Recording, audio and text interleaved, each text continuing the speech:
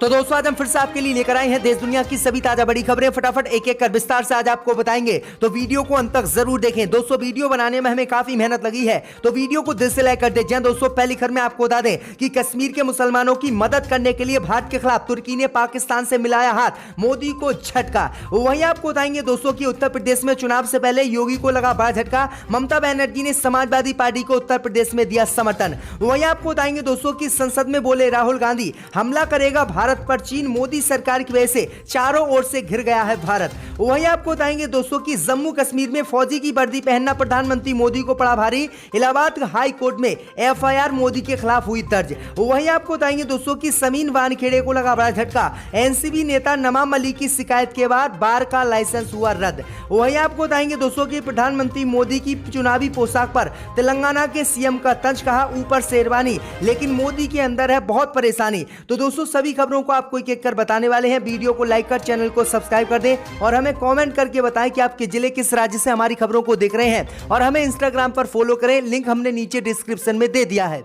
इसी बीच बढ़ते दोस्तों अगली खबर की ओर, तो कश्मीर को लेकर भारत के खिलाफ तुर्की ने पाकिस्तान से मिलाया हाथ, मोदी को झटका। जी दोस्तों आपको बता दें कि जम्मू कश्मीर में मुसलमानों पर हो रहे अत्याचार को लेकर भारत के खिलाफ तुर्की ने आज पाकिस्तान से हाथ मिलाया है, और तुर्की अब कश्मीर के मुसलमानों की आवाज दुनिया में उठाएगा, और तुर्की की आवाज उठाने के लिए पाकिस्तान तुर्की का साथ देगा। वहीं आपको बता दें कि तुर्की ने जब पाकिस्तान से कश्मीर को लेकर हाथ मिलाया है, उसके बाद मोदी सरकार को बड़ा झटका तुर्की से लगा है। दरअसल आपको बता दें कि पाकिस्तान और तुर्की के बाद मलेशिया देश ने भी अपना समर्थन जम्मू कश्मीर के मुसलमानों को दे दिया है। वहीं आपको बता दें कि मलेशिया, तुर्की और पाकिस्तान अब एक साथ जम्मू कश्मीर के मुसलमानों की आवाज दुनिया भर के देशों के सामने उठाएंगे। दरअसल आपको बता दें कि तुर्की और पाकिस्तान लगातार मोदी सरकार पर आरोप लगाता रहता है कि जम्मू कश्मीर में मुसलमानों को जबरदस्ती मोदी सरकार बंधक बना रही है, उनका उल्लंघन कर रही है, मुसलमानों को प्रताड़ित किया जा रहा है, गलत तरीके से उनके ऊपर मुकदमे दर्ज किए जा रहे हैं और उन्हें मारा पीटा जा रहा है। इसी को लेकर तुर्की ने पिछले हफ्ते ही संयुक्त राष्ट्र में मोदी सरकार के खिलाफ एक प्रस्ताव भी पाया था।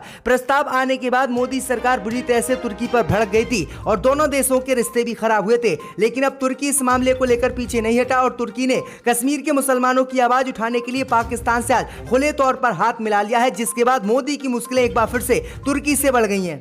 इसी बीच बढ़ते दोस्तों अगली खबर की ओर, तो उत्तर प्रदेश में ममता बनर्जी ने समाजवादी पार्टी को दिया समर्थन, भाजपा को झटका। जी दोस्तों आपको बता दें ये बड़ी खबर सामने निकल कर आई दोस्तों कि उत्तर प्रदेश में विधानसभा चुनाव से पहले पश्चिम बंगाल की मुख्यमंत्री ममता बनर्जी ने उत्तर प्रदेश में समाजवादी पार्टी को आज अपना समर्थन दे दिया है, और इसकी घोषणा उन्होंने आज कर दी है, जिसके बाद भाजपा कांग्रेस को बड़ा झटका लगा है। ममता बनर्जी ने समाजवादी पार्टी को समर्थन देते हुए कहा है कि मैं यूपी चुनाव अखिलेश यादव को अपना समर्थन देकर लड़ूंगी।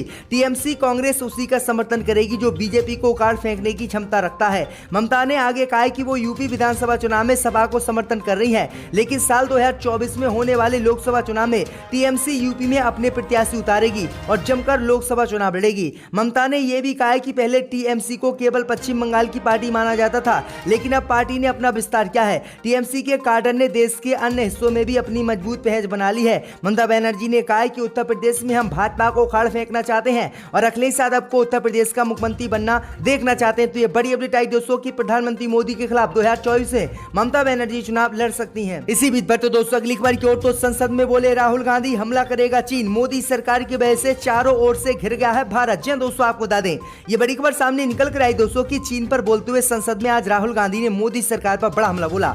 संसद में अपना भाषण देते हुए राहुल गांधी ने कहा है कि मोदी सरकार की नीतियों की वजह से पाकिस्तान और चीन एक हो गए हैं, जो भारत के लिए बहुत बड़ी खतरे की घंटी है। कांग्रेस नेता राहुल गांधी ने लोकसभा में कहा कि मोदी सरकार ने विदेश नीति में भयंकर गलती की, जिसकी वजह से देश के खिलाफ दो फ्रंट तैयार हो गए हैं, इसका खामियाजा भुगतना पड़ेगा। राहुल गांधी ने जोर देकर कहा है कि चीन ने योजना बना ली है, आज नहीं तो कल भारत पर कभी भी चीन हमला करेगा, इसके लिए मोदी सरकार जिम्मेदार होगी क्योंकि वह किसी की नहीं सुनती है। उन्होंने कहा है कि सरकार ने कई मोर्चों पर गलत फैसले लिए, इसकी वजह से चीन और पाकिस्तान एकजुट हुए, इसे कमतर करके आंकने की गलती मोदी सरकार ना करे। वहीं आपको बता दें कि आगे कांग्रेस नेता ने कहा है कि भारत कई मोर्चों पर कमजोर हुआ है, इसलिए नेपाल, श्रीलंका, चीन, पाकिस्तान और अफगानिस्तान जैसे देशों में हमें घेरना शुरू कर दिया है। हमने डोकलाम और गलवान में देखा कि चीन क्या कर रहा है, उसके पीछे एक खास रणनीति है, लेकिन मोदी सरकार तो सिर्फ जम्मू कश्मीर और हिंदू मुसलमान पर ही देश में हिलगी हुई है। तो ये बड़ा हमला राहुल गांधी ने आज संसद में मोदी सरकार पर बोला। इसी बीच बढ़ते दोस्तों अगली खबर की ओर, तो भारतीय सेना की वर्दी पहनना प्रधानमंत्री मोदी को पड़ा भारी, अब होगी एफआईआर दर्ज।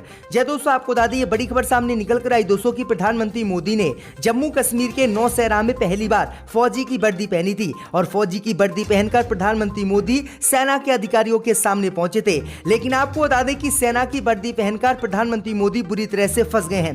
दरअसल आपको बता दें कि इलाहाबाद की कोर्ट ने पीएमओ को नोटिस इसी वर्दी को पहनने पर भेजा है, जिसके बाद मोदी सरकार की मुश्किलें बढ़ गई हैं। दरअसल आपको बता दें कि प्रधानमंत्री मोदी के विरुद्ध राकेश नाथ पांडे ने दंड प्रक्रिया संहिता की धारा 153(3) में प्रार्थना पत्र प्रस्तुत करते हुए मोदी पर मुकदमा दर्ज करने का आदेश जारी करने की प्रार्थना इलाहाबाद हाई कोर्ट से की है।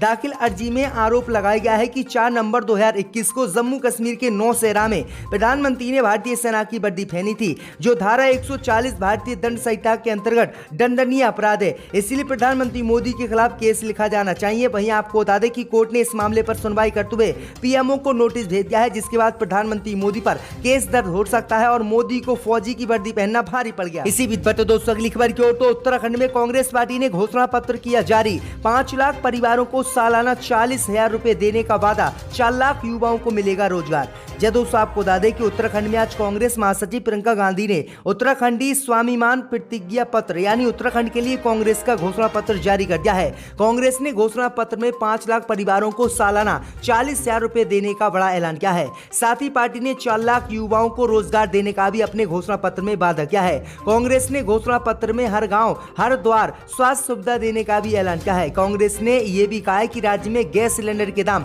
500 रुपए के पार नहीं होंगे। घोषणा पत्र जारी करने के बाद प्रियंका गांधी ने ट्वीट कर लिखा है कि कांग्रेस पार्टी उत्तराखंड के लोगों के लिए रोजगार, स्वास्थ्य, शिक्षा और आय की सुरक्षा की व्यवस्था और महंगाई से राहत दिलाने की प्रतिज्ञा लेगी। तो ये बड़ी अपडेट आ रही दोस्तों कि प्रियंका गांधी ने ये बड़ा ऐलान आज उत्तराखंड में कर दिया है। इसी बीच बढ़ते दोस्तों अगली खबर की ओर, तो शाहरुख खान के बेटे को गिरफ्तार करने वाले समीन वानखेड़े को लगा तगड़ा झटका। शिकायत के बाद रद्द हुआ वार लाइसेंस। जय दोस्तों, आपको बता दें कि शाहरुख खान के बेटे को गिरफ्तार करने वाले मुंबई के एनसीबी के पूर्व जोनल डायरेक्टर समीन वानखेड़े को आज तगड़ा झटका लगा है। वानखेड़े के नवी मुंबई स्थित होटल और वार का लाइसेंस आज कोर्ट ने रद्द कर दिया है। दरअसल आपको बता दें कि एनसीबी नेता नवाब मलिक की शिकायत के बाद थाने के कलेक्टर राजेश नार्वेकर ने उनके सदगुरु होटल और बार का लाइसेंस रद्द कर दिया। नवाब मलिक ने शिकायत की थी कि वानखेड़े ने जानबूझकर धोखाधड़ी के माध्यम से यह लाइसेंस प्राप्त किया था। खबरों की माने तो समीन वानखेड़े ने 1997 में दायर लाइसेंस आवेदन में अपनी उम्र को गलत तरीके से पेश किया था, जिसके बाद उनका आज लाइसेंस रद्द हो गया है। तो ये बड़ी अपडेट आ रही दोस्तों। इसी बीच बढ़ते दोस्तों अगली खबर की ओर, तो नागरिकता संशोधन कानून हिंसा में मारे गए युवक की कांग्रेस प्रत्याशी की मां का पर्चा हुआ खारिज।